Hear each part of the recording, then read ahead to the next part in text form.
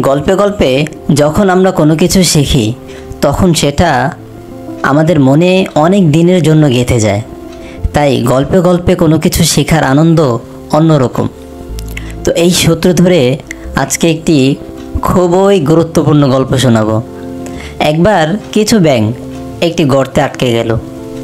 তারা গর্ত থেকে কোনোভাবেই লাফিয়ে বের হতে পারছিল না।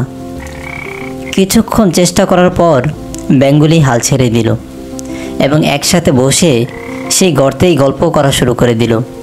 কারণ তারা বুঝতে পেরেছিল যে তাদের এই গর্ত থেকে লাফিয়ে বের হওয়া সম্ভব নয়। কিন্তু একটা ব্যাঙ চেষ্টা চালিয়ে যাচ্ছিল বারবার, এবং অন্যান্য ব্যাঙগুলি তাকে দেখে কেবল ঠাট্টা করছিল। এক পর্যায়ে সমস্ত ব্যাঙ একসাথে এই ব্যাঙটিকে বুঝিয়ে বলছিল যে তুমি নিরর্থক চেষ্টা করছো, কারণ আমরা যে গর্তটিতে পড়েছি তা খুব গভীর এবং আমাদের এখান থেকে লাফিয়ে বের হওয়া সম্ভব নয়। কিন্তু ব্যাঙটি তাদের কথা শোনেনি এবং তার প্রচেষ্টাকে অব্যাহত রেখেছিল।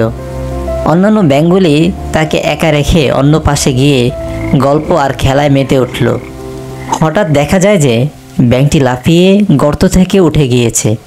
অন্যান্য ব্যাঙগুলো এটা দেখে খুবই আশ্চর্য বোধ করল। পরে খবর নিয়ে এটি জানা গিয়েছিল যে ব্যাঙটি আসলে অন্ধ ছিল, তাই সে বুঝতে পারেনি গর্তটা কত গভীর ছিল।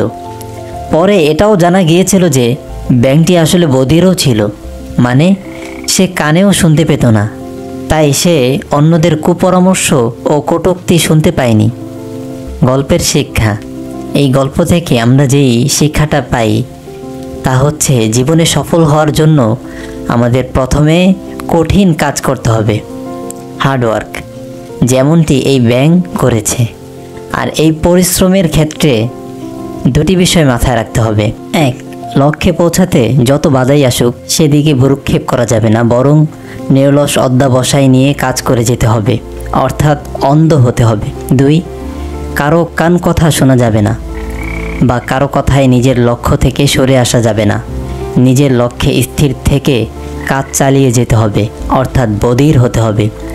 সফল হতে আপনাকে অন্ধ ও বধির এবং কঠোর পরিশ্রমী হতে হবে।